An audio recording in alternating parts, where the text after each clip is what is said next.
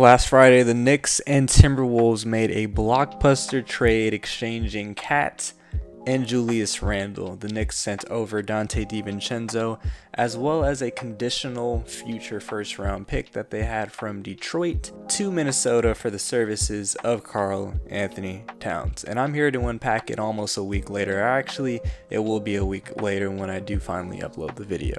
But when this trade dropped, I was watching an episode of Man of the High Castle. Damn great series on Amazon Prime. This is not an advertisement, I'm just saying it's a damn good series.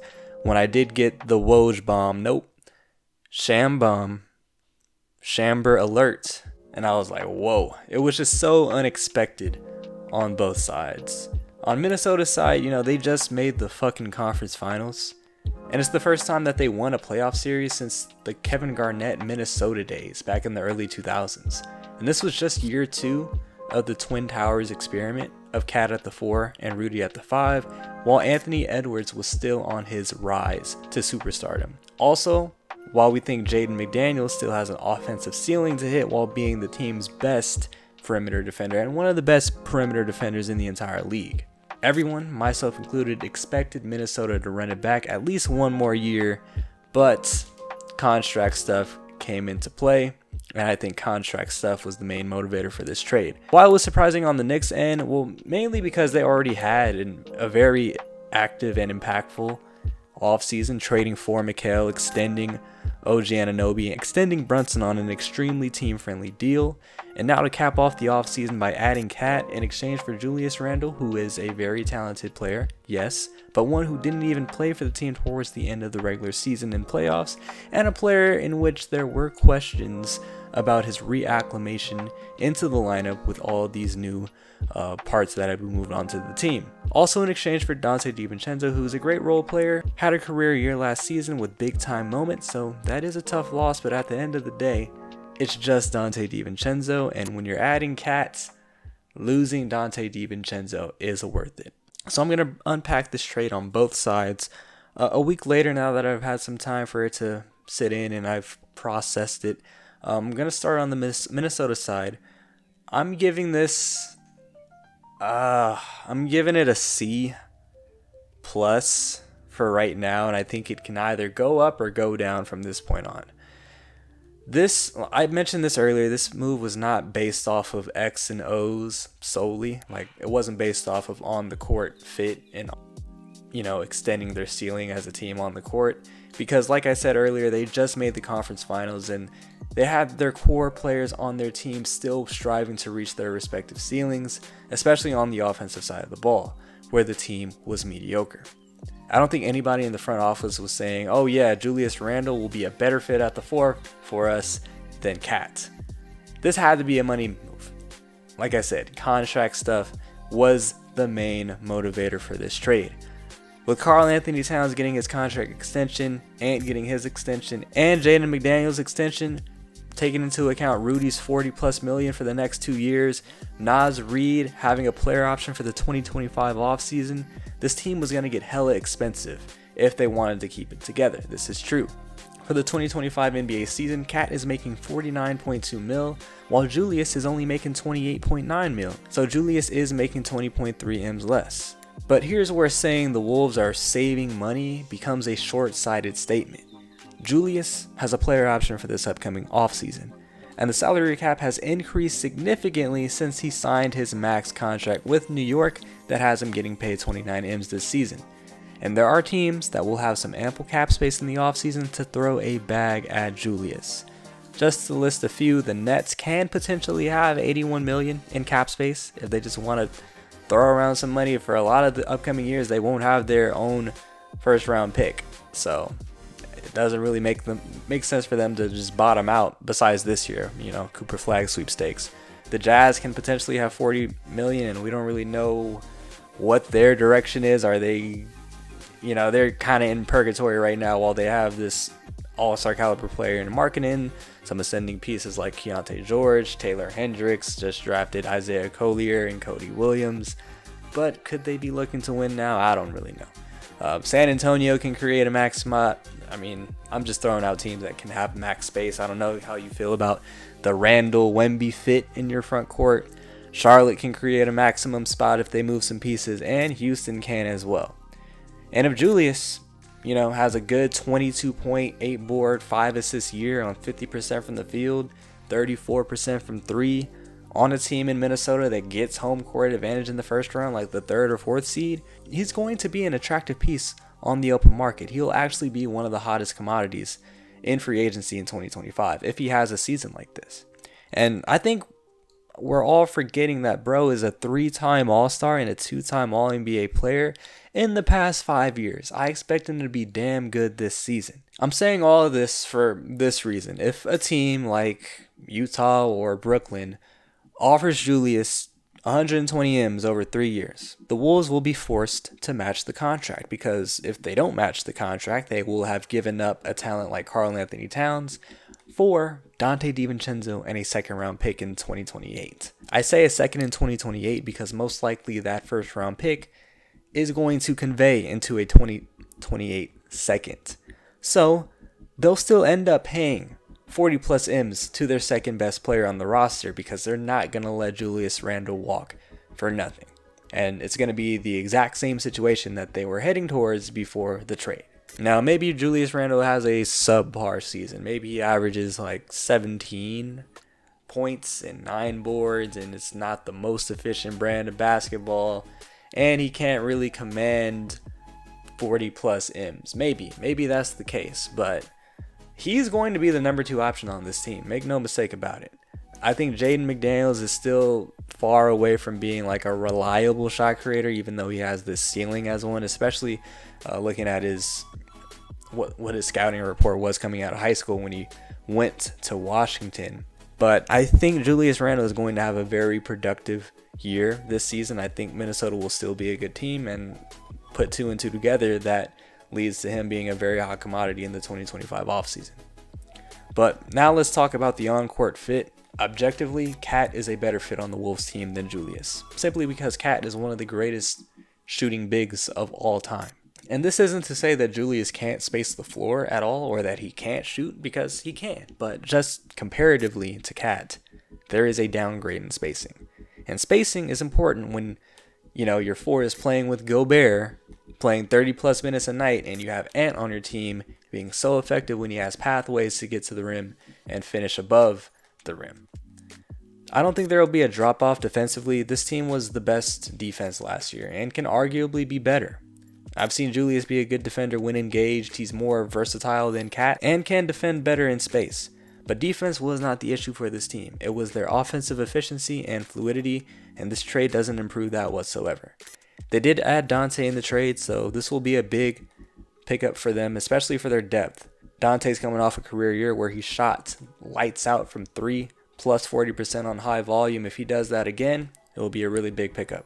Though I don't know, ideally, I think if they were going to trade KAT away, I would have preferred them to go after like a younger offensive guard to play in the backcourt next to Ant, and just opt to start Naz Reid at the 4 next to Gobert, because Naz has proven that he can be a definite, plus starter. He's reigning 6th man of the year, and he can definitely space the floor next to Rudy Gobert. Some guys that come to mind, like Anthony Simons, Portland has a very loaded backcourt. They've got to trade one of those guys, and Anthony is probably the guy who's not on the same timeline of a full-on rebuild. If they could pick Anthony up in a 3-team trade, or maybe even CJ and some other wing on New Orleans, or CJ and some draft capital, because we know New Orleans could use a 5-man. Defensively, KAT and Zion, not really the best, but hey, you're adding talent and you're adding a position of need. So CJ would have been a cool pickup, I think. Even Tyler Hero. I mean, obviously Julius Randle is the better player when you compare him to the 3 guards that I mentioned, but I think picking up one of these offensive-minded guards would have been a better fit for their offense and would have improved their offense vastly. And I don't think they would have had like a big defensive drop-off either. But then again, they did just draft Rob Dillingham, so maybe they're pivoting to that timeline in a Rob Dillingham and Edwards backcourt, maybe in 2 to 3 years when he's ready. I don't know. Now I'm just thinking about this stuff. But to summarize, we won't really know how good or bad this move is until the 2025 offseason, unless Minnesota miraculously wins the championship this year. Let's say they lose in the 2nd round to like OKC or something, and Randle does have a 20.8 board, 5 assist game, or season rather, and he's solid in the playoffs. He's going to look like a hot commodity. What is Minnesota going to do then? Are they going to match any offer that's thrown towards Julius Randle? Because we know he'll be looking for like his last big time bag of his career, because he's starting to get up there in age. Not old, he's still like in his late 20s, but this is the last like long-term contract that he can secure in his prime, so that's got to be a main motive for him. Now to talk about the Knicks side, I mean, there really isn't much to talk about on my end, because I love this trade for them. I give it an A+. They directly addressed their only quote-unquote shortcoming of the offseason. They had one of the best off seasons, if not the best off season in the entire league, but their only quote-unquote shortcoming of it was losing Isaiah Hartenstein and lacking big man depth, especially with Mitchell Robinson missing the first portion of this upcoming regular season. When KAT plays center, he's a top 5 big in the league, a top 5 center in the league. Let's just rattle off a few. Jokic, Embiid, and AD, that's the definitive top 3. And then comes the tier of Sabonis, Wemby, I know he's in year 2, but I'm throwing Wemby in this tier as well, Porzingis, and KAT. And that 4 you can put in whatever order you want, but he's arguably in the top 5. I'm not ranking them right now because I don't want to trigger anybody right now, but I'm saying KAT is a top 5 center in the league when he does play center. He's that talented. And the Knicks already had an abundance of forwards. OG, Josh Hart playing up a position above his size, how good of a rebounder he is. Mikal is somebody who can play forward. He can play like 3 different positions. Achua can play some 4. So using Randle to get the most value in return at that 5 position was what made the most sense. Now, I do want to shout out the Knicks and specifically the front office led by Leon Rose for not getting complacent. Gonna be honest, I was one of the people that shitted on the Knicks for the Jalen Brunson pickup in the 2022 offseason. Brunson to the Knicks, give me your grade. C-. Same. We don't even have to talk about that. Alright, good. Overpay and a half. Yeah. Brogdon in the first iteration of the Light Skins podcast. And now I look like a fool because the Knicks found gold with that Brunson pickup. They found out that he can be the #1 option on a contending team, and when they did find that out, they did not hesitate to make moves to solidify themselves as one of the top dogs out east. Opportunistically picking up OG from a rebuilding Raptors team in the middle of the season,